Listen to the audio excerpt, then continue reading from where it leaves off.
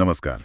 हाँ। आज हम एक हाल ही में आई हिंदी फिल्म है ह्यूमंस इन द लूप, उसकी एक समीक्षा पे बात करेंगे। जी, ये समीक्षा TNN, टाइम्स न्यूज नेटवर्क और टाइम्स में 5 सितंबर को आई थी। हाँ, और आज हम ये समझने की कोशिश करेंगे कि इस रिव्यू के हिसाब से ये फिल्म इतनी खास क्यों है। बिल्कुल, खासकर आर्टिफिशियल इंटेलिजेंस मतलब AI के पीछे जो इंसानी पहलू है उस पर इसका जो फोकस है। और वो भी भारत के गांव में, झारखंड में सेट है कहानी। हाँ, यही बात थोड़ी चौंकाती है। AI पर फिल्म, गांव में और डेटा लेबल करने वालों पर, ये तो मतलब वाकई कुछ अलग लगता है। सही कहा। तो ठीक है, चलिए फिर देखते हैं कि ये रिव्यू क्या कहता है कहानी के बारे में। देखिए, रिव्यू के हिसाब से कहानी नेमा नाम की एक आदिवासी महिला की है।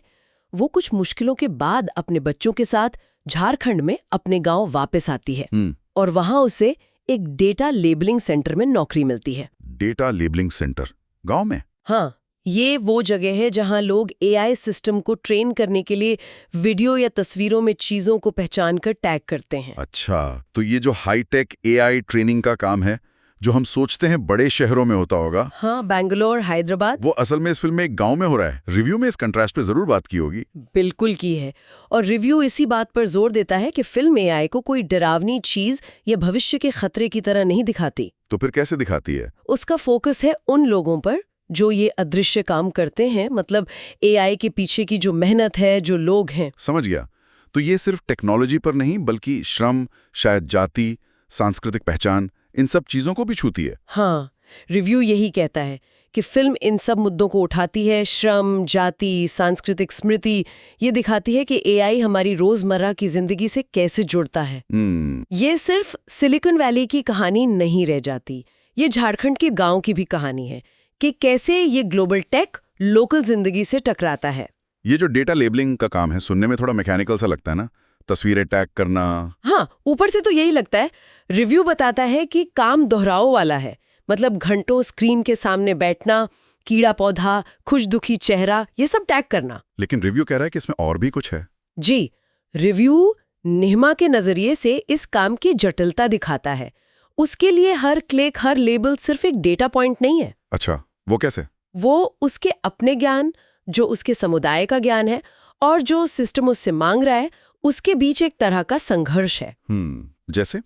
जैसे उनके समुदाय का प्रकृति को देखने का तरीका शायद सिस्टम की सीधी सपाट कैटेगरी कीड़ा या पौधा में फिट नहीं बैठता। और यही बात बहुत दिलचस्प हो जाती है। हाँ। ये तो फिर सिर्फ एक इंसान का अंदरूनी संघर्ष नहीं रहा। नहीं, ये शायद दो अलग अलग नॉलेज सिस्टम्स का टकराव है।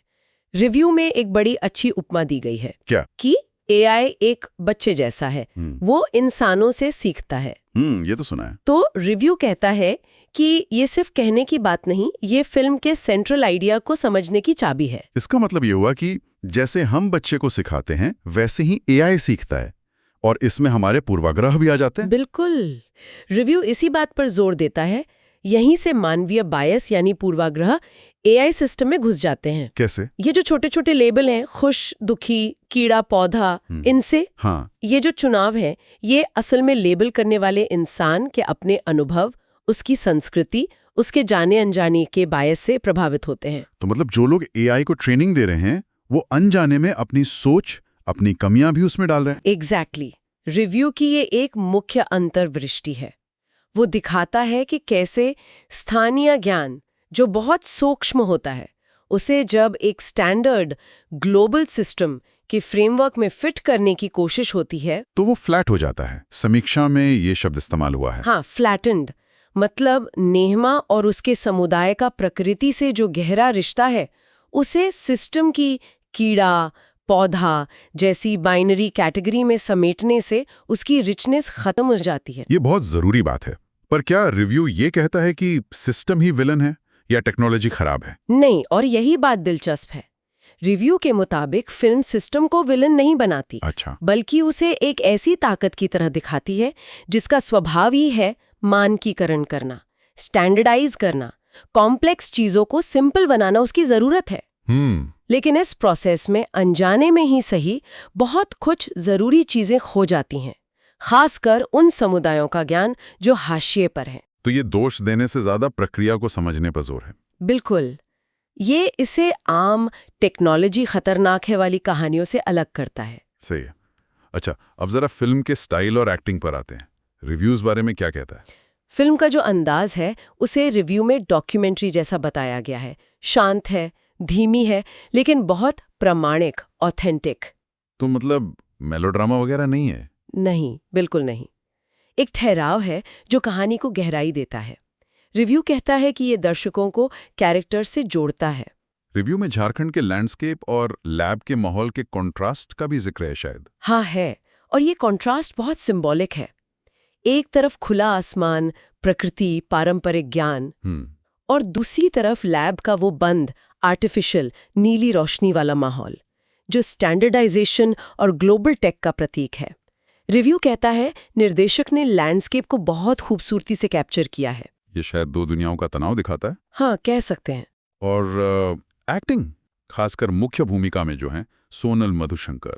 रिव्यू उनके काम की बहुत तारीफ करता है। कहता है कि उनका अभिनय बहुत दमदार है, पर साथ ही बहुत संयत, अंडरस्टेटेड, इमोशनली बहुत गहरा। अच्छा। रिव्यू इस बात पर जोर देता है कि निर्देशक ने नेहमा के किरदार की खामोशियों को स्पेस दिया है। उसके चेहरे के भावों से ही बहुत कुछ पता चल जाता है। लाउड एक्टिंग नहीं है। हाँ, और रिव्यू में ये भी लिखा है कि नेहमा का अपने बेटे के साथ जो रिश्ता है वो कहानी को एक इमोशनल एंकर देता है। बिल्कुल, वो मानवीय पहलू कहानी को जमीन पर रखता है। रिव्यू ये भी कहता है कि जो बाकी सहकर्मी हैं डेटा सेंटर में, वो भी बहुत नेचुरल लगते हैं। उनकी बातचीत, उनके संघर्ष। हाँ, वो सब लैब के सीन्स को रियल बनाते हैं। लगता नहीं कि वो एक्टिंग कर रहे हैं। निर्देशक आरण्य सहाय के बारे में रिव्यू क्या कहता है? रिव्यू मानता है कि वो एक ताज़ा और ज़रूरी आवाज़ है, लेकिन ये भी कहता है कि कहीं-कहीं वो थोड़े उपदेशात्मक हो जाते हैं। मतलब थोड़ा प्रीची। हाँ, मतलब जो बात कहानी खुद कह सकती थी उसे कभी-कभी सीधे डायलॉग में कह दिया गया है। लेकिन क्या इससे फिल्म का असर कम होता है? रिव्यू के हिसाब से ये छोटी-मोटी कमियां हैं। ओवरऑल फिल्म तब सबसे ज़्यादा असरदार होती है जब वो सिर्फ दिखाती है, समझाती नहीं।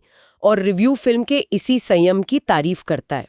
मानता है कि ये एआई पर एक बहुत मानवीय कहानी है जो आजकल कम देखने को मिलती है। तो कुल मिलाकर इस सब का निचोड़ क्या है? रिव्यू के मुताबिक फिल्म की सबसे बड़ी खूबी क्या है? सबसे बड़ी खूबी तो इसका अनोखा नजरिया ही है। एआई को इंसानी श्रम, संस्कृति, लोकल नॉलेज के लेंस से देखना, टेक्नोलॉजी की बजाय। हाँ। दूसरी बात इसकी गहराई। ये श्रम, जाति, ज्ञान के टकराव जैसे बड़े मुद्दे उठाती है। फिर सोनल मधुशंकर की एक्टिंग और फिल्म का ऑथेंटिक स्टाइल। ये खूबियां हो गई। और कमियां? कमियों में वही कहीं-कहीं थोड़ा ज्यादा सीधा संदेश, थोड़ी धीमी शुरुआत और कुछ डायलॉग्स का बहुत स्पष्ट होना। लेकिन रिव्यू ये भी कहता है कि ये कमियां फिल्म के मूल विचार को ज्यादा नुकसान नहीं पहुंचाती। एक और दिलचस्प बात रिव्यू में ये है कि फिल्म दर्शकों को जवाब नहीं देती बल्कि सवाल छोड़ जाती है। हाँ, और यहीं से वो जरूरी सवाल उठते हैं जिनके बारे में हमने बात की कि ज्ञान क्या है, कौन तय करता है क्या मूल्यवान है, एआई के पीछे जो इतना बड़ा मानवीय श्रम है उसका क्या, और उन समुदायों का क्या जिनका ज्ञान इन मशीनों के ढांचों में फिट नहीं होता। ये तो बहुत गहरे सवाल हैं, सिर्फ टेक्नोलॉजी के नहीं बल्कि पावर, नॉलेज, पहचान के भी। बिल्कुल। रिव्यू कहता है कि फिल्म ये सवाल दर्शकों के मन में छोड़ देती है, सोचने पर मजबूर करती है। टेक्नोलॉजी के पीछे जो इंसानी इंफ्रास्ट्रक्चर है उसके बारे में सोचने पर। ये सिर्फ कहानी नहीं, एक आईना है। सही कहा। तो अगर हम इस पूरी बातचीत और रिव्यू के मुख्य पॉइंट्स को समेटें तो संक्षेप में रिव्यू के अनुसार humans in the loop AI पर एक बहुत जरूरी और अलग नजरिया पेश करती है। ये मशीनों से आगे जाकर उन इंसानों पर फोकस करती है जो उन्हें बना रहे हैं, ट्रेन कर रहे हैं। ये दिखाती है कि कैसे इस प्रक्रिया में बायस आ जाता है, कैसे ग्लोबल टेक और लोकल नॉलेज टकराते हैं। और ये सब एक पर्सनल इमोशनल कहानी के जरिए। बिल्कुल। ये वाकई एक ऐसी फिल्म लगती है जिसके बारे में बात होनी चाहिए, खासकर आज के एआई के दौर में। हाँ, और इस रिव्यू से एक आखिरी ख्याल जो मेरे मन में आ रहा है, जो शायद रिव्यू में सीधे नहीं कहा गया, बताइए। वो ये कि हम दिन भर में कितनी बार एआई वाली चीजें यूज करते हैं। फोन का face unlock, online shopping recommendations, maps. हाँ, करते तो हैं। पर क्या हम एक पल भी सोचते हैं कि इनके पीछे कितना बड़ा ह्यूमन नेटवर्क काम कर रहा है? शायद नहीं, हम तो बस फाइनल प्रोडक्ट देखते हैं। उसके पीछे की प्रक्रिया, लोग, वो सब अदृश्य रहता है। उनके संघर्ष वो उस टेक्नोलॉजी को शेप देते हैं। तो सवाल ये है कि अगर हम इस ह्यूमन लूप के बारे में, मतलब एआई के बनने और चलने में इंसानों की जो लगातार भूमिका है, उसके बारे में अगर हम ज्यादा जागरूक हों तो टेक्नोलॉजी के साथ हमारा रिश्ता कैसे बदल सकता है? क्या हम उसे सिर्फ एक टूल की तरह देखेंगे या उसके सामाजिक मानवीय असर के प्रति ज्यादा संवेदनशील बनेंगे? ये सोचने वाली बात है। शायद ये फिल्म और इसकी समीक्षा हमें इसी दिशा में सोचने का एक मौका देती है। ये वाकई एक अहम सवाल है। इस गहरी बातचीत के लिए बहुत बहुत धन्यवाद। धन्यवाद।